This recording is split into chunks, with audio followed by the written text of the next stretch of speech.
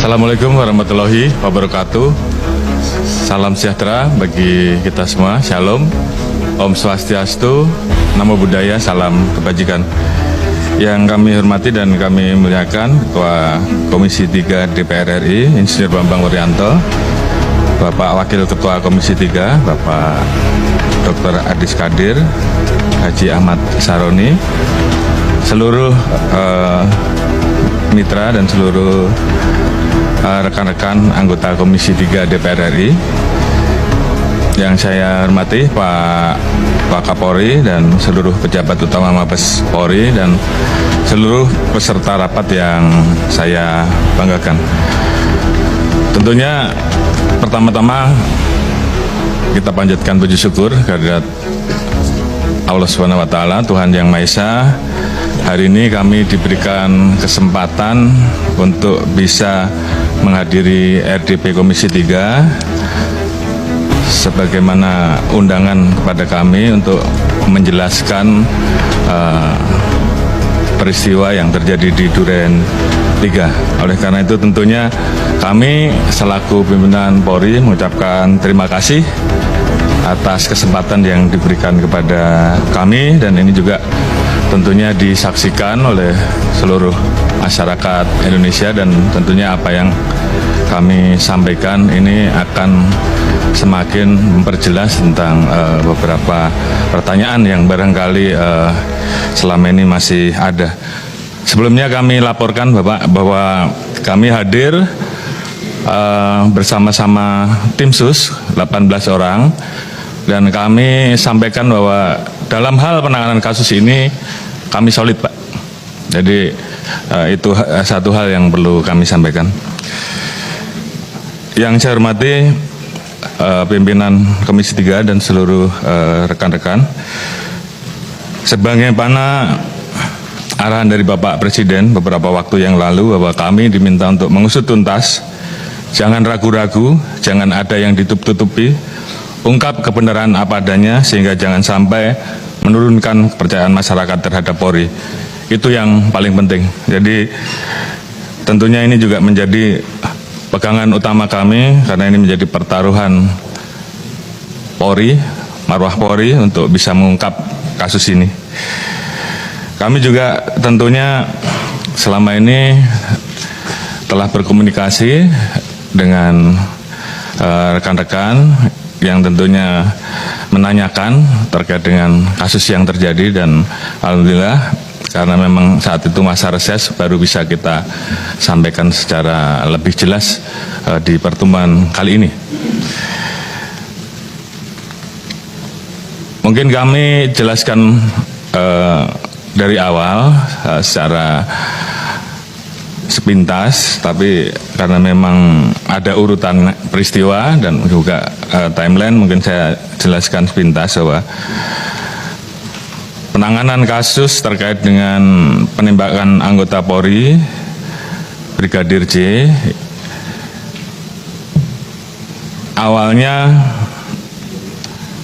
karena ada laporan saudara FS kepada Polres Metro Jakarta Selatan dan Divpropam pada hari Jumat 8 Juli 2022, di mana yang bersangkutan melaporkan pada pukul 17.20 terjadi peristiwa tembak-menembak antara saudara Richard dan saudara Yosua yang diduga terjadi karena ada pelecehan menurut yang bersangkutan pada saat itu kepada saudara PC oleh saudara J di Duren 3, dengan kronologis bahwa saudara J melakukan pelecehan kepada saudara PC di rumah dinas Duren 3, sehingga mengakibatkan saudara PC berteriak minta tolong, didengar oleh saudara Richard, dan kemudian pada saat ditegur terjadi tembakan dari saudara J, sehingga kemudian terjadi tembak-menembak yang mengakibatkan saudara J meninggal dunia.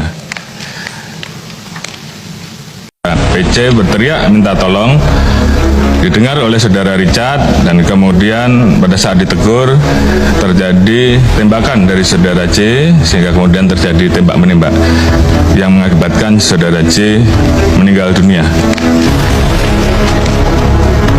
Peristiwa tersebut Berawal ketika saudara PC sampai di rumah Saguling lalu melakukan PCR dan berangkat melakukan isolasi di rumah dinas Duren 3. Sementara saudara FS akan melakukan satu kegiatan dan pada saat melintas, menurut saudara FS, yang bersangkutan ditelepon oleh saudara PC sebanyak 3 kali dan akhirnya saudara FS memerintahkan driver untuk berhenti, memundurkan mobil ke Duren 3, masuk ke dalam rumah dan menemukan saudara C meninggal. Melihat hal tersebut, saudara FS kemudian menanyakan peristiwa yang terjadi dan menjemput saudara PC yang berada di kamar serta memerintahkan kepada saudara Riki atau saudara R untuk mengantar saudara PC ke rumah Saguling. Ini adalah informasi awal yang disampaikan oleh saudara FS. Kemudian yang bersangkutan menghubungi beberapa orang, salah satunya Kasat Reskrim Polres Jakarta Selatan yang datang hadir pertama di TKP 17.30. Pada saat itu yang bersangkutan dihubungi oleh driver saudara FS. Kemudian pukul 17.47 dari Biro Provos di Propam datang ke TKP karena dihubungi oleh saudara FS. Kemudian setelah selesai dilakukan pendataan dan pengamanan barang bukti, sekitar pukul 19, saksi-saksi yang ada di TKP saat itu, Kuat, Riki, Richard dibawa ke kantor Biro Paminal di Propam untuk dilakukan interogasi sehubungan dengan penyelidikan atas dugaan pelanggaran atau penyimpangan dalam pelaksanaan tugas Polri. Pelaksanaan olah TKP selesai sekitar pukul 19.40, jenazah almarhum diantar ke Rumah Sakit Bayangkara tingkat 1, Syed Sukanto, dengan menggunakan mobil ambulan dengan pengawalan mobil dinas Provos di Propam Polri dan kendaraan operasional Satreskrim Polres Jakarta Selatan. Kemudian atas dasar kejadian tersebut dibuatlah 2 laporan polisi yang dilaporkan di Polres Jakarta Selatan, yaitu LP nomor 368 2022 PKT Polres Jaksel tanggal 8 Juli oleh anggota Polres Metro Jakarta Selatan, ini model A, terkait dengan dugaan percobaan pembunuhan terhadap saudara RE. Kemudian LP yang kedua, LPB 1630 di Polres Metro Jakarta Selatan pada tanggal 8 Juli yang dilaporkan oleh saudara PC terkait dengan dugaan perbuatan pelecehan dan ancaman kekerasan di Duren 3. Selanjutnya sekitar pukul 20.20 jenazah sampai di Rumah Sakit Bayangkara. Sesuai prosedur, otopsi jenazah memerlukan syarat, yaitu surat administrasi permintaan visum et repertum dari penyidik. Jenazah sempat transit di ruang jenazah sambil menunggu syarat administrasi tersebut, dan operasi atau kegiatan pemeriksaan luar dimulai dari pukul 22.30 dan dilanjutkan dengan pemeriksaan dalam dan berakhir pada hari Sabtu tanggal 9 Juli sekitar pukul 02. Sesuai dengan prosedur, untuk kegiatan autopsi hanya boleh didampingi oleh penyidik dan atau asisten dokter forensik, sehingga saat itu saudara Reza selaku adik dari almarhum Brigadir J menunggu pelaksanaan sampai dengan autopsi selesai di luar. Kemudian pada saat jenazah dimasukkan dalam peti, saudara Reza baru melihat jenazah dari Brigadir J. Kemudian pada tanggal 9 Juli pagi rencana jenazah akan dibawa ke Jambi. Pada saat jenazah dimasukkan dalam peti, saudara Reza baru melihat jenazah dari Brigadir J. Kemudian pada tanggal 9 Juli pagi rencana jenazah akan dibawa ke Jambi.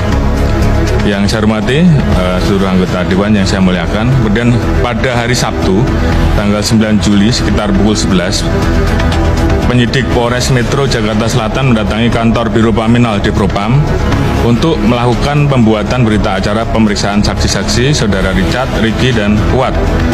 Namun penyidik mendapatkan intervensi dari personil Biro Paminal di Propam-Polri.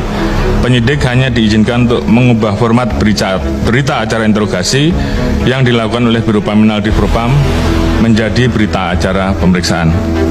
Kemudian sekitar pukul 13, penyidik bersama saksi diarahkan oleh personal di Propam untuk melakukan rekonstruksi kejadian di TKP. Setelah selesai pelaksanaan rekonstruksi, para saksi menuju rumah saudara FS di Saguling. Personel Biro Paminal di Propam-Polri di saat yang bersamaan kemudian menyisir TKP dan memerintahkan untuk mengganti harddisk CCTV yang berada di pos security Duren 3. Harddisk CCTV ini kemudian diamankan oleh personel di Propam-Polri. Hari Senin 11 Juli 2022 terdapat informasi bahwa terjadi permasalahan pada saat pengantaran jenazah kepada keluarga almarhum Joshua yang kemudian ini menjadi viral. Permasalahan tersebut berawal pada hari Sabtu pada saat jenazah Brigadir Joshua tiba di rumah keluarga almarhum. Keluarga sempat tidak diizinkan untuk melihat kondisi jenazah. Keluarga tidak mau menerima jenazah dan menandatangani berita acara serah terima bila tidak melihat kondisi jenazah. Akhirnya keluarga diperbolehkan untuk melihat separuh badan ke atas. Keluarga melihat adanya luka-luka dan jahitan di wajah almarhum. Melihat kondisi tersebut, keluarga kemudian menjadi histeris.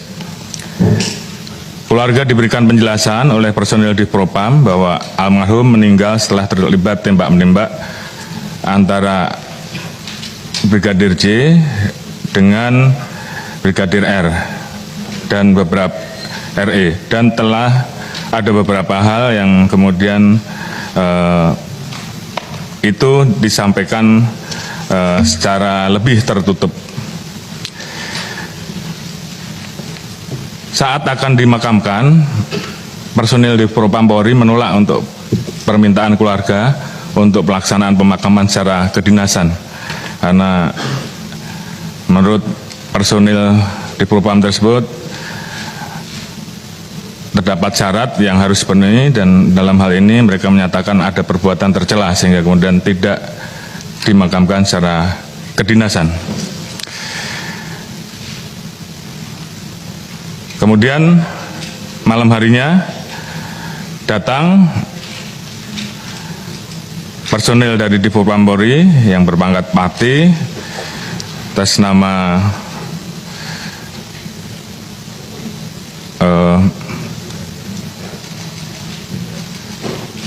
Brigjen Pol Hendra atau Karopaminal yang menjelaskan dan meminta pada saat itu untuk tidak direkam dengan alasan terkait dengan masalah aib.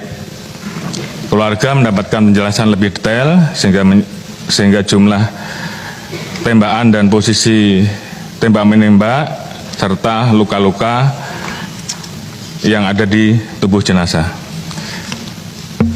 Terkait dengan penjelasan tersebut, keluarga tidak percaya dengan penjelasan yang telah diberikan oleh personil di Propam-Polri tersebut. Beberapa hal kemudian ditanyakan, antara lain masalah CCTV yang ada di tempat kejadian, kemudian hal-hal yang dirasa janggal, kemudian terkait dengan barang-barang korban termasuk HP, dan kejanggalan-kejanggalan ini kemudian viral di media dan mendapatkan perhatian publik.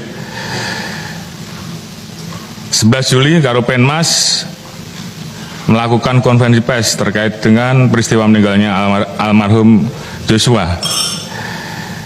Saat itu Karopenmas terkesan kurang menguasai materi karena mendapatkan bahan informasi yang tidak utuh dan telah direkayasa oleh personil di Propam-Polri. Hal ini mengakibatkan publik semakin bertanya-tanya dan muncul banyak pemberitaan mengenai kejanggalan terhadap almarhum Joshua. Tanggal 12 Juli, Kapolres Metro Jakarta Selatan melakukan konferensi pers terkait dengan penanganan perkara